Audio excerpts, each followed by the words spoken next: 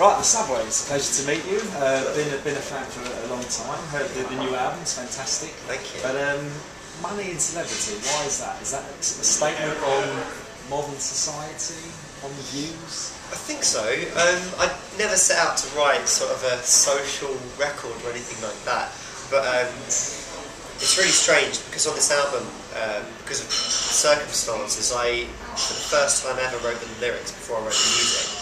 And I think because of that, I ended up writing quite a lyrical record, and I was just, you know, quite being an artist or just being a person, you know, you're quite affected by the things that are going on around you, and watching TV, watching the news, seeing the financial crisis happening, seeing your friends and your family losing their jobs in the public sector.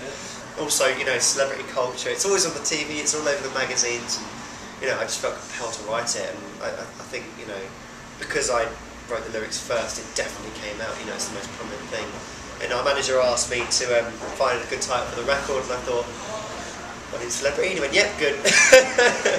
Kind of works with the theme we've been doing with each of the records. First record was called Young for Eternity, and then All or Nothing and Money and Celebrity, so it's got a nice little theme going there. Yeah, no, true. So yeah, Ian Broden on the first, Butch Vig on the second, but Stephen Street, I mean, how? I know. We're still asking that, we're not really sure. We're not sure how it happened, and we've been so lucky that we just say, oh, it'd be awesome for Ian Broden to do this, and how cool would it be, Butch Vig did this album, how cool would it be with Stephen Street with the album, and we've sent all three producers the demos, songs, and they've all liked them. Without choosing anyone else, they were the first choice. We've been really lucky, we've never had to think of plan B for producers. It's amazing. Were you sort of Smiths fans at all? You know, his history with the Smiths and stuff? Yeah, I'm a big fan of Blur as well. Yeah.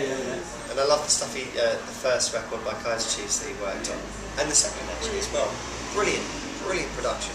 And halfway through writing the album, we were demoing it in the rehearsal studio, and I said to these guys, Stephen Street is so perfect for this album. And once we finished demoing, you know, chucked away about 60 songs, we finally had the 12 that we really wanted to be on the album. I gave the demo CD to our manager, and I said, the first person you give the CD to is Stephen Street. And a week later, I got a phone call saying, love the record. Absolutely brilliant. What did he bring to the album then? That was, you know, those pretty plus Subway, as it were. Yeah. An English sound again. Yeah, just an English feel, quintessentially British feel. I think that the record, the songs were the most British thing we've ever done. I think that's because I wrote the record in my flat and you know, watching TV. I've just immersed myself in British culture. You know, being British, I shouldn't. Just, you know, I looked around and, you know, you had the elections and you had the just social upheavals and all sorts of things happening, and it was just, I was just compelled to write about it. I just had to write about it. And Stephen's one of those producers that is quintessentially British and represents British rock music. So he's absolutely perfect, and his sound is incredible. And we have sort of a way of picking producers who are family men, have a good sense of humour, and put us at ease, so we're comfortable enough to make the record that we really want to make. We don't like pushing producers. No, and I don't know, let's say, what about influences musically on this album that sort of crept in? Anything, you know, that you've purposely maybe angled it towards? Is there anything that, you know, change-wise from the last two albums? I think we pretty much stuck with Kylie Minogue all the way through. Yeah. And I think it does sound like we were talking earlier. The second album does sound kind of a little bit American, and that's probably because we're on tour with Taking Back Sunday when a lot of the songs came about, so we're exposed to a lot of American music, and obviously working with Butch Vig as well. And then with this album, it was all written in the UK, like kind of near where we're from. And then we recorded in London with Stephen Street. So I think that's possibly more of the influence on the sound than perhaps the bands we were listening to, maybe. But then we also I did revisit a lot of Blur stuff when I found out we were working with Stephen Street. So I need to listen to all those amazing records again. It seems to be very close, you know. I went to that to the gig at the Buffalo Bar with great. You know, surrounded by two clubs. That was 10 years for the Buffalo Bar. But was that the first venue you ever played? Yeah, that's London venue we ever played. Yeah. Okay. That's where we met our manager. But yeah, he was there. Yeah, exactly. I remember. You were right in front. One thing I noticed actually, you didn't take your tops off. No. Don't want me to take my top off right now. You're as thin as a stick. Oh, I feel like I'm putting on a bit of weight, so I was like, no, I won't wear the t-shirt. No one knows, but under my t-shirt I wear a sports bra. I didn't notice that because every other gig I think, well, especially you told me, that would be good to see. But yeah, I think you've taken the top off every single time. Yeah. Well, that was one of the hottest ones I can remember. It was that front.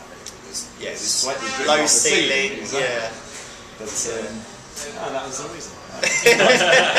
If you had to say, each of you had to choose one artist of all time, who would it be? I don't know, start with Charlotte. I need time to think. Kylie Minogue has been my favourite since I first knew what music was. I used to sing Locomotion when I was a little kid, and always, everything, I've loved everything since. Smokey Robinson. Yeah. His track, The Tracks of My Tears, was the first song I ever truly loved, and yeah, I still love it. I still listen to it and it brings a tear to my eye. It's just incredible. Great songwriter. Definitely a French band called Superbus. Everything about them is phenomenal. Lova Lova, their fourth album, is the greatest album ever made. Are you working for them? No, you've got to listen to the album. Superbus, yeah, Superbus. Oh, but they're French, yeah, Superbus. Yeah, okay. I'm trying to add a bit of culture. No, great stuff. So on this last album, you've got you know, joined Pledge Music. Is that, so what exactly is that? I mean, somebody who doesn't know. It's a different sort of way for a band to acquire money in order to make a record. We were totally unsigned whilst we were writing and up to recording the album, and we needed to make the record. Record labels weren't in a position to sign us, we weren't in a position to sign to a record label, and we found Pledge Music, who were just absolutely amazing. Found them out through Gang of Four and Juliana Hatfield and Beautiful Friend, primarily actually. And yeah, you know, we basically have a bunch of things for the fans to pledge on, and they, because of that, they get a free record when it comes out. And stuff like playing in a fan's front room, an acoustic set in their front room, which has just been the most fun. The most fun. I actually had too much fun. It was sick. It was in, well, we've done some, that was in Belgium. I was sick down in his car. Austria, we've done one in Hull and Cambridge. They've been really lovely people, haven't they? Yeah. We've just like it's amazing. Like we just join like a group of friends and party the way they party every night. It's great. Superb. Great but yeah, it's just it was a great way for us to sort of stimulate interest in the record quite early on as well. Unlike the sort of typical format of you know, the record label promoting the album. We were saying like we were in the studio today, you know, and the pledges got the opportunity to see photos and video clips of us in the studio making the album that they helped make. So. Yeah, no, great stuff. So getting back to the album, so what's the killer single for you on the album? I would have to say the killer single for me is Pop Death. I do love that song. For is it as good as Superbus? Yeah, is it? No comment. And for me, it's a song called "I Want to Dance with You," which hopefully will be a next single. Yeah. I think We Don't Need Money to Have a Good Time has been a really good way. I know It's a Party was a free download, but this was the first proper single. It's been amazing playing it throughout the festivals this summer. I think it was a great way to come back.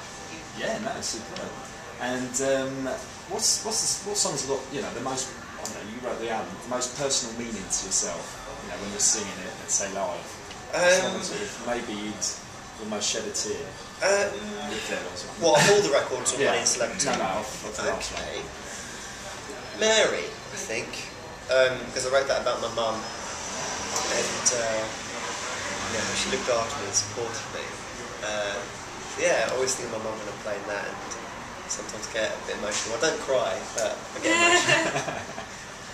Okay, great stuff. I don't know, I know you had a part in rock and roll and playing in that. Is there any other film offers come along frequently, or...? Not yet, but can I have some? Yeah, we like being in movies. Is that one, you know, something you were approached, obviously? Yes.